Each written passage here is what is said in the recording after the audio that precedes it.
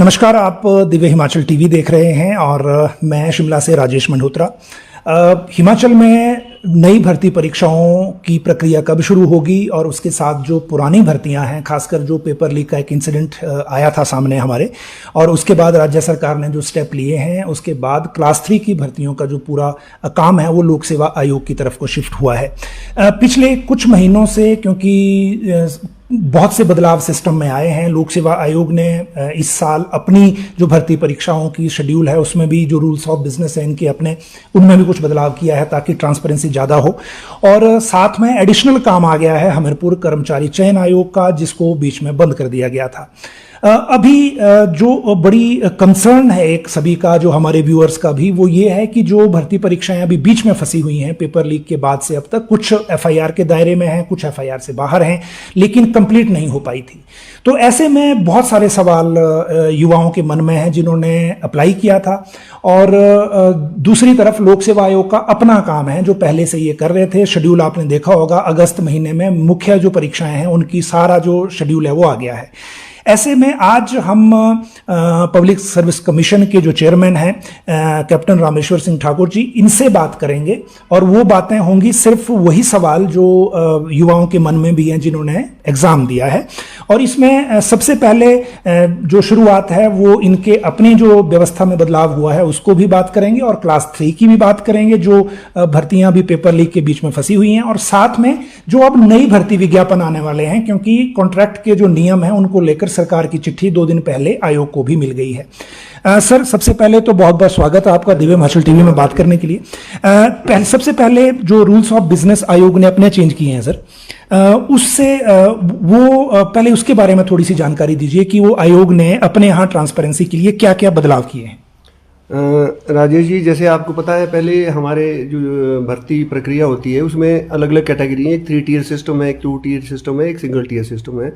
तो जिनके डिपार्टमेंट्स के या जिन पोस्टों के लिए पहले से गवर्नमेंट के आरएनपी रूल बने हुए हैं, उनमें हम उन आरएनपी रूल के हिसाब से ही भर्तियां करते हैं। जैसे एचएएस है, एचजीएस है, अलाइड सर्विसेज है, नायब तहसीलदार के हैं, इनके ऑलरेडी रूल्स हैं। इसमें पहले प्रीलिम्स होता है, फिर मेन होता है और इंटरव्यू होता है। लेकिन बाकी जनरली जितनी भी भर्तियां हम क्लास 1 क्लास 2 की करते हैं या क्लास 3 भी जो हमारे प्रीव्यू में है, उसमें हम स्क्रीनिंग टेस्ट लेते थे। स्क्रीनिंग के बेस पे हम शॉर्टलिस्ट करते हैं कैंडिडेट्स को और फिर इंटरव्यू लेते हैं। और पूरी की पूरी जो फाइनल सिलेक्शन है वो इंटरव्यू बेस्ड थी अभी तक। मतलब जो इंटरव्यू 100 नंबर का है या जितने भी नंबर का है, उसी के बेस पे हम फाइनल फिर उनको सिलेक्ट करते थे। तो उसमें बार बार ये युवाओं की तरफ से और लोगों की तरफ से, एस्पायरेंट की तरफ से डिमांड आ रही थी कि ये बड़ा सिस्टम सही नहीं है, ट्रांसपेरेंट नहीं है, क्योंकि इसमें रिटर्न को कोई महत्व नहीं दिया जाता है। तो आयोग ने इस पर काफ़ी विचार किया। हमने बाकी आयोगों की कार्यप्रणाली को भी स्टडी किया, यूपीएससी का भी देखा, और हमने उसके बेस पे फिर पिछले 5-6 महीने उसको स्टडी करके एक एलोबरेट रूल्स ऑफ बिजनेस जो है बनाए हैं, जिसमें हमने काफ़ी चेंज किया है इस भर्ती प्रक्रिया को ट्रांसपेरेंसी के दायरे में लाने के लिए। अभी हमने सारी भर्ती प्रक्रिया, चाहे वो नॉन आरएनपी रूल्स वाली है या दूसरी है, वो 3 टियर सिस्टम में कर दी है। पहला प्रीलिम्स का एग्जाम होगा 100 मार्क्स का, वो स्क्रीनिंग है बेसिकली। उसके बेस पे हम कैंडिडेट्स को मेन एग्जामिनेशन के लिए छांटेंगे। तो मेन एग्जामिनेशन जो होगा वो हमने 120 नंबर का किया है, और 120 नंबर वो, और प्लस हमने 30 नंबर का इंटरव्यू रखा है। सिर्फ जो फाइनल मेरिट है वो 150 नंबर में से बनेगी। तो मतलब 80% हम रिटर्न को लेंगे और 20% हमने इंटरव्यू के लिए रखा है, ताकि दोनों मार्क्स जोड़ेंगे तो बच्चों को कोई वो नहीं रहेगी। उसकी योग्यता है वो रिटर्न में कितने लाता है। इंटरव्यू 30 नंबर का है, 30 में वो कितने लाता है। इंटरव्यू सिर्फ ओवरऑल पर्सनैलिटी जज करने के लिए होता है। उसकी जो व्यावसायिक उसकी योग्यता है और है वो रिटर्न में उसको शो करनी पड़ेगी। और रिटर्न अब डिस्क्रिप्टिव होगा। पहले ऑब्जेक्टिव ही हम स्क्रीनिंग लेते हैं, अब डिस्क्रिप्टिव हमने पूरे का पूरा कर दिया। तो इससे हमें उम्मीद है कि बच्चों, युवाओं के जो मन में शंका रहती थी कि पता नहीं गड़बड़ होती है, कुछ होती है, वो शंका बिल्कुल उनके मन से निकल जाएगी, क्योंकि अब उनके दोनों को जोड़ के हम उनका फाइनल सिलेक्शन करेंगे। और ये सर क्लास 1 से क्लास 3 तीनों में रहेगा? ये हमने क्लास 1 क्लास 2 के लिए प्रक्रिया की है, और क्लास 3 के लिए भी हमने 2 पार्ट कर दिए हैं अभी। अच्छा। एक प्रीलिम्स लेंगे हम, पर वो दोनों ही ऑब्जेक्टिव है, उसमें हमने डिस्क्रिप्टिव रखा, लेकिन प्रीलिम्स प्लस हम उसका पार्ट 2 फिर मेन टाइप का लेंगे, और फिर उसके हिसाब से उनका आगे करेंगे। उनका तो पूरे का पूरा रिटर्न पे है। क्लास 3 में तो इंटरव्यू होता ही नहीं है, तो उनका जो पेपर 2 होगा वो पूरे का पूरा उसके बेस पे फिर फाइनल होगा। पेपर 1 से हम स्क्रीनिंग करेंगे, पेपर 2 से उनकी मेरिट बनेगी। अभी सर हाई कोर्ट में एक केस गया था जिसमें ये डिमांड थी कि जो इंटरव्यू है उस प्रोसेस की भी वीडियोग्राफी होनी चाहिए। आप लोगों ने जो रिप्लाई वहां दिया उसके बाद कोर्ट ने फैसला भी दिया, वो भी आपकी ही फेवर में था, मतलब आपका जो तर्क था उसको माना कोर्ट ने। तो वो क्या डिमांड क्यों की जा रही है इस तरह की, और जो आपका पक्ष है उसमें वो क्या है? बच्चों की तरफ से ये डिमांड रहती है कि शायद इंटरव्यू में, क्योंकि पहले जो हमारे रूल्स है जैसे मैंने आपको बताया वो 100% पूरे का पूरा इंटरव्यू बेस्ड ही था, तो इसलिए शायद मन में शंका रहती थी कि इंटरव्यू में पता नहीं कोई गड़बड़ होती है, कोई सिफारिश चलती है, कुछ और चीज़ चलती है, जबकि ऐसा कुछ सिस्टम है नहीं है। क्योंकि यहाँ बिल्कुल एलोबरेट सिस्टम है, पूरा बोर्ड बनता है और बोर्ड में योग्यता के आधार पर उसको छांटा जाता है। लेकिन उस शंका को दूर करने के लिए हमने अपने रूल ऑफ बिजनेस में पहले ही चेंज कर दिया है। तो उसके बेस पे भी, और दूसरे फिर हमने हमारा जो तर्क था आपने अखबार में पढ़ा होगा, जो जजमेंट आई उसमें कोर्ट ने वो माना है कि एक सैंक्टिटी होती है इंटरव्यू की। अगर उसकी इंटरव्यू की प्रक्रिया को आप इंटरव्यू को वीडियोग्राफी करने लग जाएंगे तो हर एक कैंडिडेट उसके बेस पे वो लिटिगेशन में जा सकता है और फिर कभी भी वो प्रक्रिया पूरी नहीं हो सकती है। तो इसलिए कोर्ट ने भी उसको बड़ा वाजिब माना और उन्होंने बोला भी कमीशन का एक कॉन्स्टिट्यूशनल बॉडी है और इसका अपना एक सिस्टम है और उस सिस्टम के हिसाब से ही काम करता है। एक सर वन टाइम रजिस्ट्रेशन जो आयोग ने शुरू की अपने यहाँ, उसके बाद हमें भी पता लगा था कि बाहर के जो स्टेट्स के आयोग हैं वो भी यहाँ आके देख रहे हैं उसको कि इस व्यवस्था में कैसा है। तो कैसा एक्सपीरियंस अभी तक रहा है? बहुत अच्छा एक्सपीरियंस रहा है। एनआईसी के साथ मिलकर हमने ये सिस्टम चलाया था कुछ साल पहले, कमीशन ने शुरू किया था शायद 2020 में, और इसमें बड़ा अच्छा, क्योंकि यूज़र फ्रेंडली सिस्टम है, नहीं तो बार बार चक्कर काटने पड़ते थे, बच्चों को हार्ड कॉपी देनी पड़ती थी, गलतियाँ होती थी, एप्लीकेशन रिजेक्ट हो जाती थी। अभी बच्चा शुरू में अपनी क्वालिफिकेशन के हिसाब से हमारी वेबसाइट में जो सिस्टम है OTR सिस्टम बना हुआ है उसमें लॉग इन कर सकता है, अपने क्रेडेंशियल पूरे डाल के अपना यूज़र ID पासवर्ड बनाता है। एक बार उसकी रजिस्ट्रेशन हो जाती है, उसके बाद जब भी उसकी क्वालिफिकेशन के हिसाब से कोई वैकेंसी निकलती है तो उसको अलर्ट चला जाता है और ऑटोमेटिक उस वैकेंसी के लिए अप्लाई कर सकता है। और अगर उसने कोई क्वालिफिकेशन अपग्रेड की है तो वो उसमें सिस्टम है कि उसको एडिट करके अपनी अपग्रेडेड क्वालिफिकेशन भी उसमें डाल सकता है। तो वो पूरा सिस्टम है और उसको बार बार उसको भरने की जरूरत नहीं है। जो भी एग्जाम वो जिसके लिए एलिजिबल है उसके लिए वो जब वैकेंसी निकलेगी तो वो भर सकता है, सिर्फ फीस उसने जमा करनी है। तो इसका बच्चों में बड़ा अच्छा रिस्पांस है। बाहर से हमारे पास मध्य प्रदेश से ऑफिशियल्स की टीम आई थी पूरे सिस्टम को समझने के लिए, हमारे पास कर्नाटका से भी टीम आई थी, फिर केरला के भी कमीशंस के मेंबर आए थे। तो बड़ा अच्छा रिस्पांस है। उन्होंने सारा स्टडी प्लस हमारे रूल ऑफ बिजनेस जो नए निकाले इनकी अच्छी स्टडी की, उसकी बड़ी अप्रिसिएशन हुई है। तो इससे बच्चों में काफ़ी वो है। तो हम लोगों से जो भी इस प्रकार की सजेशन आती है उसके बेस पे इसको इंप्रूव करने की कोशिश करते हैं और एनआईसी उसमें हमारा सहयोग देती है। और इसमें हमारे को इस पोर्टल की वजह से पिछले साल को ई गवर्नेंस का एक अवार्ड है वो भी मिला था हमारा। अच्छा सर, आजकल दो तरह की चीज़ें चल रही हैं जब हम एग्ज़ाम ले रहे हैं, एक OMR सिस्टम है, एक CBT सिस्टम है। पहले मैं ये जानना चाहूँगा कि CBT पब्लिक सर्विस कमीशन अपने यहाँ कैसे लागू कर रहा है और कितने स्केल का है?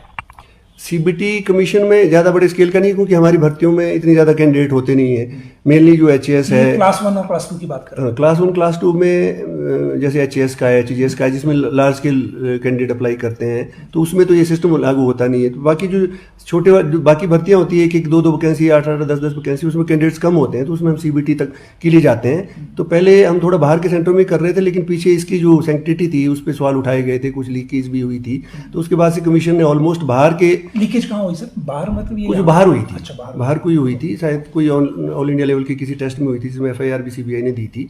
तो फिर यहाँ भी विचार किया गया। तो हमने अभी ये निर्णय ले रखा है कि हम जो हमारे कमीशन में हमारे पास अपना सिस्टम है, हमारे पास 343 कैंडिडेट्स को CBT लेने का वन टाइम CBT लेने का हमारे पास कंप्यूटर सिस्टम है। तो हम जो हमारे अगर कोई 343 तक के बच्चे होते हैं तो हम अपने यहाँ पर अपना जो हमारा एग्जामिनेशन हॉल है उसमें CBT लेते हैं। उसमें इंटरनेट का कोई व्यवस्था नहीं है, हम यहीं से उसको फीड करते हैं और अपने सिक्योर सिस्टम से उसको चलाते हैं। तो सर अभी जो एक कमेटी सरकार ने बना रखी है दीपक सानंद जी की अध्यक्षता में, अब उनका सारा फोकस, क्योंकि जितनी अभी रिपोर्ट तो पहले उनकी अभी आनी है, लेकिन जो TCS के साथ भी उन्होंने मीटिंग की, सारी चीज़ें की हैं, तो उनका पूरा फोकस ये है कि OMR बड़ा ऑब्सोल्यूट हो गया है, तो अब जो ये एग्ज़ाम है ये CBT के माध्यम से होने चाहिए। हमारे यहाँ जो लेवल ऑफ जो फिगर ऑफ कैंडिडेट्स हैं, जैसे अब JOIT की बात करें तो 1 लाख से ऊपर होता है, आपने कंडक्टर का भी लिया है, उसमें भी फिगर बहुत ज़्यादा आता है। तो CBT फिर किस तरह से हिमाचल में प्रैक्टिकली पॉसिबल है? प्रैक्टिकली पॉसिबल अभी के जो इंफ्रास्ट्रक्चर है स्टेट में उसके हिसाब से मेरे को तो लगती नहीं है, क्योंकि हमने जो एनालिसिस किया है, क्योंकि हमारे पास इतने कंप्यूटर सेंटर नहीं है और प्राइवेट एजेंसी की सैंक्टिटी, उनकी सिक्योरिटी पे काफ़ी सवाल उठे हैं। जैसे मैंने बताया अभी जो पीछे खबर पड़ी थी भी हुआ है। और आप देख ले UPSC इतने बड़े एग्जाम कंडक्ट करता है नेशनल लेवल की, वो OMR पे ही अभी तक जाते हैं, वो CBT पे नहीं गए हैं, क्योंकि उन्हें इस पर विश्वास नहीं है और इसकी सैंक्टिटी फुल प्रूफ नहीं है। प्राइवेट एजेंसी को देना पड़ता है, आउटसोर्स करना पड़ता है। या तो गवर्नमेंट एक फेज्ड मैनर में, जैसे नेशनल टेस्टिंग एजेंसी है, they are going for CBT, पर वो फेज्ड मैनर में इंफ्रास्ट्रक्चर क्रिएट करने की बात कर रहे हैं, ताकि एक सिक्योर सिस्टम बने। एक गवर्नमेंट इंस्टीट्यूशंस में या किसी को सेंटर्स को बनाया जाए, उसकी सिक्योरिटी ऑडिट किया जाए और उसकी सिक्योरिटी को वेरीफाई किया जाए ईयरली बेसिस पे, या जो भी हो सिस्टम। अगर उस बेस पे जाएंगे तो हो सकता है, लेकिन इसमें टाइम ज़्यादा अभी लगेगा। अभी इमीडिएटली अगर हम सोचें भी हिमाचल में CBT 1 लाख कैंडिडेट्स के लिए हम कर दें, तो मेरे हिसाब से अभी तक इस तरह का लगता नहीं। बाकी सरकार क्रिएट करना चाहे तो कुछ भी कर सकती है। ओके, अब सर मेन जो सवाल है, जो मैं पहले भी बता चुका हूं कि सबसे पहले तो ये कि जो हमीरपुर कर्मचारी चयन आयोग से आपके पास भर्तियां आई हैं, जो पेपर लीक की वजह से आई, वो रिजल्ट कब तक निकालेंगे आप? हमारे पास आपको भी पता होगा, अखबारों में पढ़ा, हमारे पास 7 पोस्ट कोड के लिए रिजल्ट सरकार ने दिए थे, जिनमें जो विजिलेंस एंगल से क्लियर थे, कोई केस दर्ज नहीं थे। तो उसमें हमने एक सिर्फ सिंगल वैकेंसी वाला एक पोस्ट कोड है फ्रैंकलिन ऑपरेटर्स का, उसमें एक पोस्ट के लिए उसमें कुछ रूल्स का इशू हमने सरकार को रेफर किया और 6 की हमने रिजल्ट निकाल दिए। इसके अलावा हमारे पास अभी तक कोई सरकार की तरफ से कोई रिजल्ट निकालने के लिए आया नहीं है। और जहाँ तक रिकॉर्ड का सवाल है, रिकॉर्ड पूरे का पूरा हमीरपुर कमीशन के पास जो OSD उनकी कस्टडी में ही, हमें रिकॉर्ड कोई शिफ्ट नहीं किया गया। हमें सिर्फ ये 6 पोस्टों का रिकॉर्ड दिया गया था, तो बाकी रिकॉर्ड उन्हीं के पास है। अगर सरकार कोई और भी रिजल्ट निकलवाना चाहेगी तो कमीशन अपने जो कैपेबिलिटीज़ है हमारी और हमारा जो रूल ऑफ बिजनेस है अपने सिस्टम के हिसाब से, उनको भी सरकार की जो मदद हमसे चाहेंगे हम पूरी कोशिश करेंगे, ताकि कोई भी जो एस्पायरेंट्स है बेचारे जिनके रिजल्ट लटके हुए, अगर उनको कोई असुविधा ना हो तो हम रिजल्ट निकालने में कोई वो नहीं करेंगे। लेकिन हम सिस्टम से और जो हमारे रूल ऑफ बिजनेस है उसी के हिसाब से हमको चलना पड़ेगा। हमने सरकार को पहले भी बताया है। अच्छा, तो सरकार से इस एडिशनल काम के लिए, क्योंकि आपके पास अपना काम पहले से है, इसके लिए कोई additional workforce, additional budget, additional resources कुछ डिमांड किए हैं अभी तक?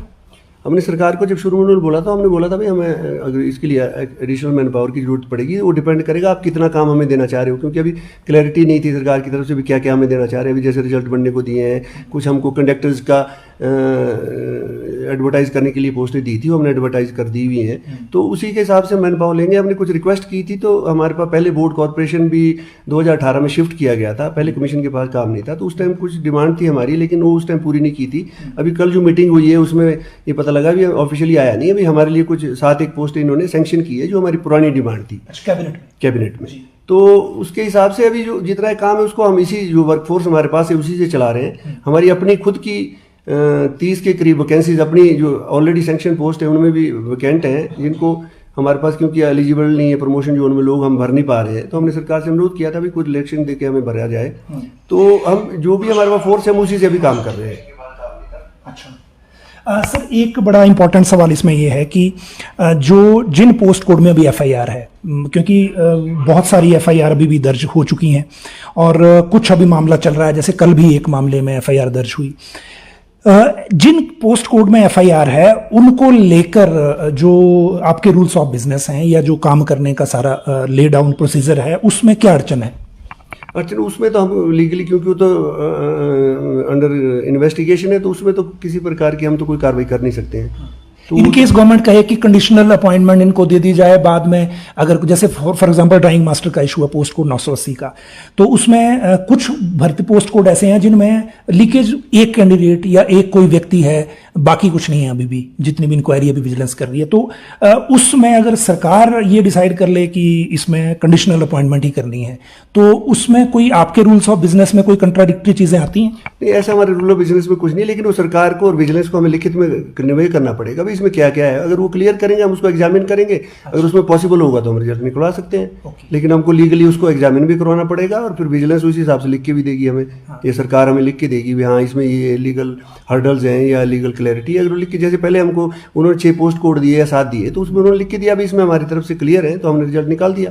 तो ये डिपेंड करता है कि वो किस तरह का हमें रिस्पॉन्स देंगे और फिर हमसे क्या चाहेंगे। ओके, और जो पोस्ट कोड FIR से बाहर हैं, मतलब जिनमें FIR नहीं है, लेकिन अभी जिसमें कई में डॉक्यूमेंट वेरिफिकेशन नहीं हुई है, कईयों में जो डॉक्यूमेंट वेरिफिकेशन है वो आधी हो गई है, कईयों में बिल्कुल नहीं हुई है अभी, तो जो और विजिलेंस वो जांच में नहीं है, तो उनके लिए भी आपको अभी पर्सनल से या गवर्नमेंट से अभी इंतजार है लिस्ट, जैसे पहले 7 की आई थी उस तरह से एडिशनल लिस्ट दूसरी दें, या फिर आपके लोग हमीरपुर जाके, ऐसा नहीं हो सकता कि वहां एक आप कोई सेंटर अपना ऑपरेशनलाइज कर दें, क्योंकि रिकॉर्ड तो अब आपको ही लेना है सारा, तो वो व्यवस्था कैसे रहेगी? नहीं, हमीरपुर जाके रिकॉर्ड लेने में हमें दिक्कत नहीं है। अभी पहले भी जो हमें 6 दी थी उसमें हमारी टीम हमीरपुर गई थी, हम रिकॉर्ड लेके आए थे वहाँ से, क्योंकि रिकॉर्ड उन्हीं की कस्टडी में, ऐसा कोई डिसीजन नहीं हुआ भाई हम पुराना रिकॉर्ड लेंगे ना, कमीशन ने ये माना है। हमने ये बोला भी हमें जो अगर नई भर्ती करनी है तो हम अपने रूल ऑफ बिजनेस के हिसाब से उसको भर्ती को करने के लिए तैयार है। जो जिन्होंने पहले अप्लाई कर रखा है, अगर सरकार चाहती है भी इनको दोबारा इस में एग्जाम लिए जाए, हाँ, तो हमने ये बोला था भाई उनकी फीस सरकार मत ले दोबारा, लेकिन वो क्योंकि हमारा सिस्टम अलग है, हमारा डाटा बैंक अलग है, उनका सिस्टम अलग था, तो हमारे सिस्टम में क्योंकि उनके साथ सिनर्जी नहीं है हमारे सिस्टम की, उनका सिस्टम चल रहा है नहीं चल रहा है हमें पता नहीं है, तो हमें अपने सिस्टम में कैंडिडेट्स को दोबारा अप्लाई करवा के फिर अपने सिस्टम से हम एग्जाम उनका ले सकते हैं। लेकिन जो बात की आपने भी जिनके रिजल्ट अभी अटके हुए हैं डॉक्यूमेंट वेरिफिकेशन, तो जो हमारे पास 6 थे इनमें भी बहुत लोगों की डॉक्यूमेंट वेरिफिकेशन बाकी थी, तो हमने अपनी कमेटी बना के उनकी डॉक्यूमेंट वेरीफाई किए हैं, उनका शेड्यूल जारी किया था।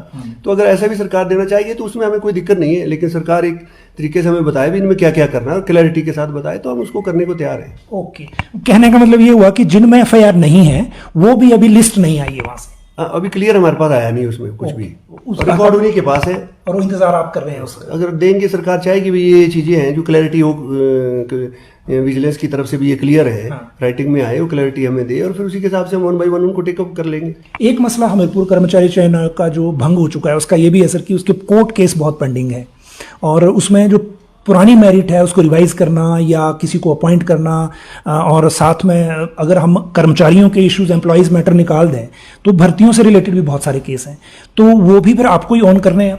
नहीं, उसके बारे में तो अभी मीटिंग हुई थी लास्ट वीक मेरे ख्याल, उसमें डिसाइड हुआ है कोई कमेटी बनाई जाएगी सरकार की तरफ से। वो कमेटी, क्योंकि अगर हम कोर्ट केस में लग गए तो हम बाकी काम कर ही नहीं पाएंगे, हमारे पास तो स्टाफ भी बड़ा लिमिटेड है, तो हम या तो रिक्रूटमेंट कर ले, हमारे पास कोई लीगल सिस्टम नहीं है ना, हमारे पास कोई यहाँ लीगल एडवाइजर या लॉ ऑफिसर है।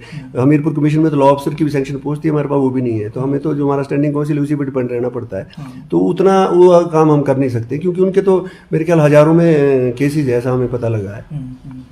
अच्छा, दूसरी बात सर जो इम्पोर्टेंट फैक्टर है जो अब नई भर्तियों को लेकर है, इस सरकार के बनने के बाद बीच में जो प्रोसेस चल रहा था, बीच में कैबिनेट में 1 अप्रैल में डिसीजन हुआ था कि 15A और 4A जो कॉन्ट्रैक्ट के नियम है उनमें बदलाव करना है। वो फाइल आप लोगों से भी प्रोसेस होके गई क्योंकि वो नियमानुसार जरूरी था, लेकिन बाद में उसको कैप्टन ने अबेंस कर दिया गया। अब प्रिवेलिंग रूल्स ही हैं, तो क्योंकि चिट्ठी जारी हो गई थी, आपको भी मिल गई होगी, तो अब आगे के लिए जो नए रिक्विजिशन के बाद भर्ती विज्ञापन है उनका शेड्यूल क्या रहने वाला है, खासकर क्लास 3 में? अभी कल मेरे ख्याल कल ही हमारे पास चिट्ठी आई है सरकार के डिसीजन की, जो ऑफिशियल कम्युनिकेशन आया अभी उसको इन अवेंस रखा गया है 15A को, और आप जो पुरानी प्रणाली उसी के हिसाब से करें।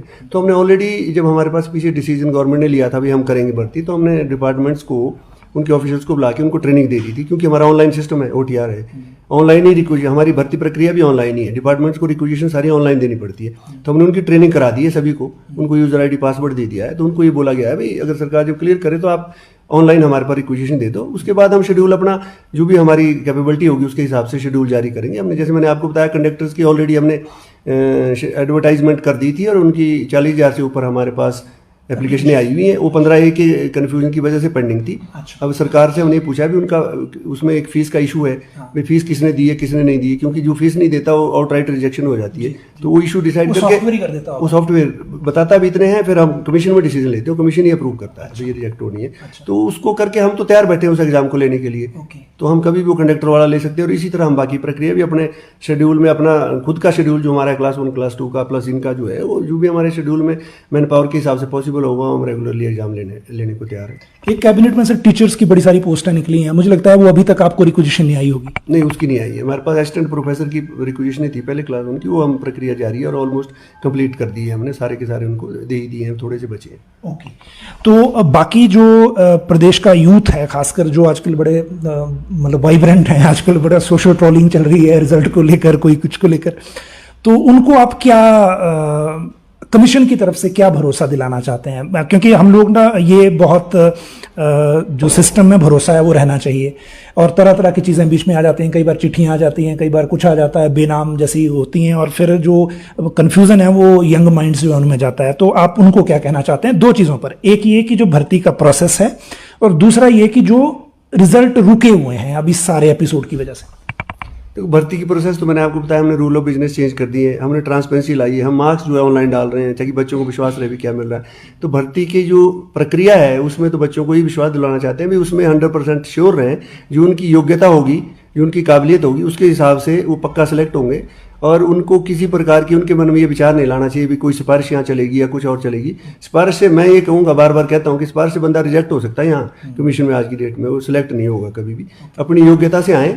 आपने पीछे देखा होगा, हमने काफ़ी भर्तियां की है और उसमें आपने देखा भी होगा भी किस तरह के बच्चे निकले। HS हमने किया, 9th तहसीलदार किया, तो हमने कोशिश की है क्योंकि एक आदमी जो हम सिलेक्ट करेंगे ना, वो अगले 30 साल तक एक सिस्टम को चलाएगा, तो लोगों का भरोसा भी है, लोगों की प्रशासन को उसने चलाना है। तो हमारा बच्चों का मेरा यही कहना है कि अगर उनको किसी प्रकार की कोई लगता भी उनको लगता भी कोई खामियां है हमारे सिस्टम में, कोई कमी है, उनको लगता है कोई सजेशन देना चाहे, तो मैं अवेलेबल हूँ, मेरे सेक्रेटरी अवेलेबल रहते हैं, कभी भी आएँ, कोई भी आए, यहाँ खुला है, आके बताएं। लेकिन ये जो अनोनिमस लेटर्स हैं और हैं, इसको सोशल मीडिया पे डाल के उससे कोई फ़ायदा नहीं होता। उससे लोगों के मन में जो है शंकाएं पैदा होती है फालतू में, और जिनको पता नहीं होता वो सोचता वाकई ऐसे हो रहा होगा, जबकि इस प्रकार का हमारा ओपन सिस्टम है, आप जो मर्जी देख लें। तो उसमें वो पूरी तरह से निश्चिंत रहे, उनकी योग्यता के आधार पे उनको जो उनका ड्यू होगा वो मिलेगा। जहाँ तक जो नए रिजल्ट की बात है आपने की, हमीरपुर के हैं, तो मैंने आपको पहले भी बताया कि हम तैयार हैं, हम रिजल्ट निकालने के लिए तैयार हैं। हमारे पास जो कैपेबिलिटीज़ है, हम उसको थोड़ा टाइम लग सकता है, लेकिन जैसी सरकार हमको देगी हम उस पर चाहे भर्तियाँ करनी है, चाहे रिजल्ट निकालने, हम करने को तैयार हैं जी। तो ये थे कैप्टन रामेश्वर सिंह ठाकुर जी, जो लोक सेवा आयोग के चेयरमैन हैं, और आज इनके साथ बातचीत का हमारा एकमात्र मकसद ये था कि जो भर्तियों से रिलेटेड सवाल चल रहे हैं लोगों के मन में, या नई जो अब रिक्वेजिशन आनी है उनको लेकर, उन सारे सवालों का हल हो सके।